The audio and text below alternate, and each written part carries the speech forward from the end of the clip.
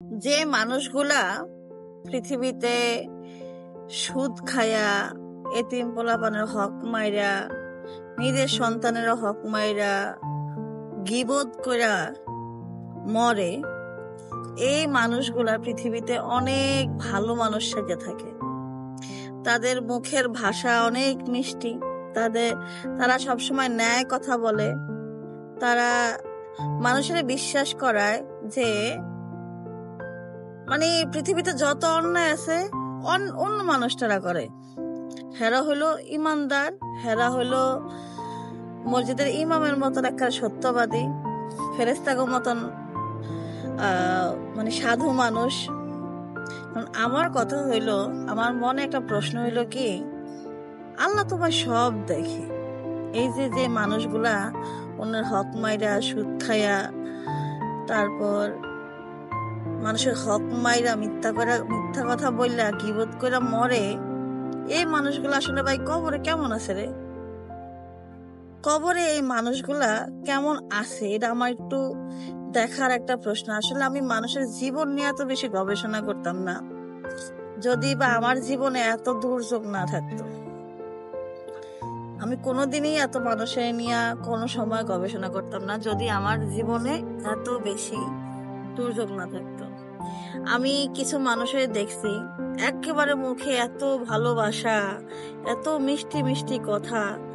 কিন্তু এই মানুষগুলা যে কি করছে আর কি করে, চরিত্রটা যে কিরকম এই দুনিয়াতে রাখা গেছে, ওরা অগরে যে আল্লাহ শাস্তি দেয় ভাই, কেমনে শাস্তি দেয়? আল্লাহ যদি ওই শাস্তির কিছুটা অংশ পৃথিবীতে মানুষের দেখাইতো, যে আমি সুদখোরের এই শাস্তি দেই, আমি চরিত্রহীন মহিলার এই শাস্তি দেই, বা চরিত্রহীন পুরুষের এই শাস্তি দেই, গীবত করে মরছে তারে এই শাস্তি দেই, এগুলার যদি একটু কোন নমুনা পৃথিবীতে দেখাইতো যে এই শাস্তি, এই পাপের এই শাস্তি হয়। কারণ এই সব মানুষগুলা দুনিয়াতে যখন বাচ্চা থাকে, তখন তাগো কথাবার্তায়, আচার আচরণে এমন ভালো মানুষ, তাগোর চেয়ে ভালো মানুষ পৃথিবীতে আর কেউ নাই। তারাই হলো এই পৃথিবীর সবচেয়ে ভালো মানুষ, তারা হলো এই পৃথিবীর সবচেয়ে ভালো মানুষ। মানুষের কাছে যখন বিচার লইয়া যায় যে দেখেন ভাই, এই মানুষটা যখন বাচ্চা ছিল তখন আমার জিনিসগুলা মাইরা দিয়ে গেছে, টাকা পয়সা মাইরা দিয়ে গেছে, অন্যান্য পোলাপানের হক মাইরা গেছে, সুদ খাইয়া গেছে, আমার নামে গীবত করে গেছে,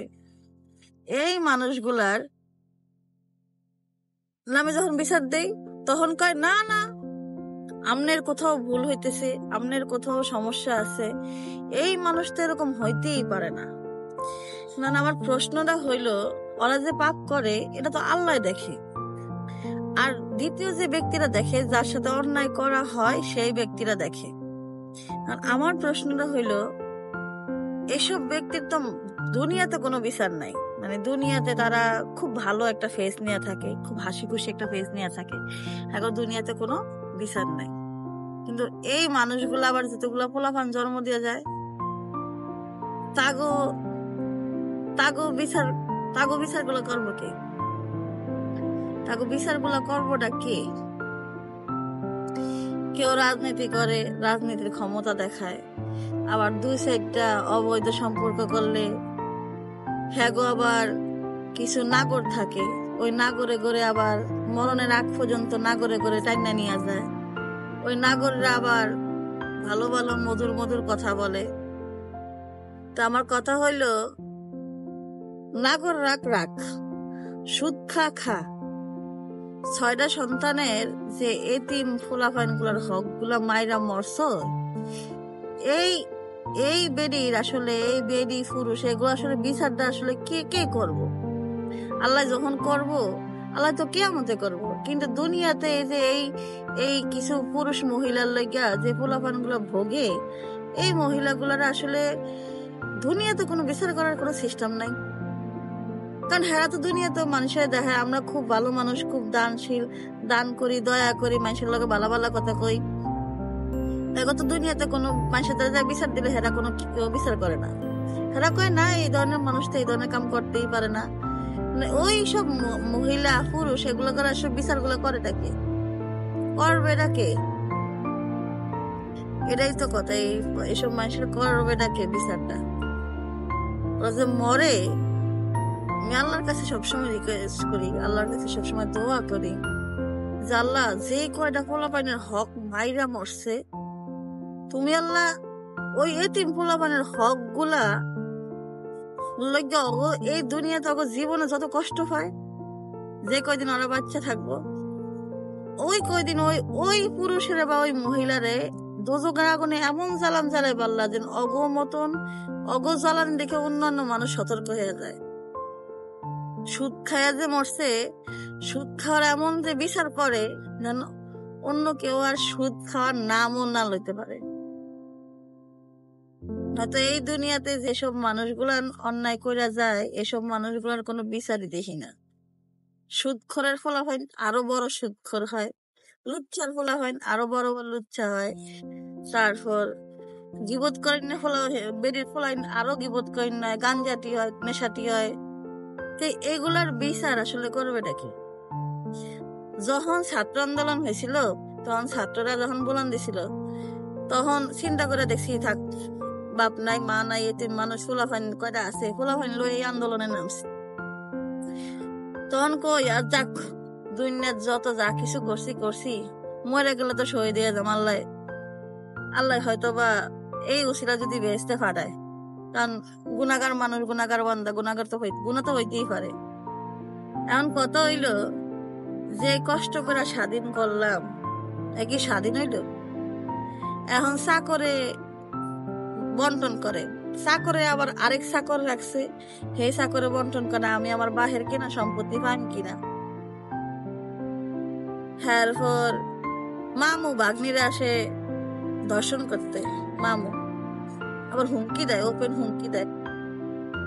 যার লগে তার টাকা পয়সা সম্পর্ক না কোনো কিছু সম্পর্ক না হে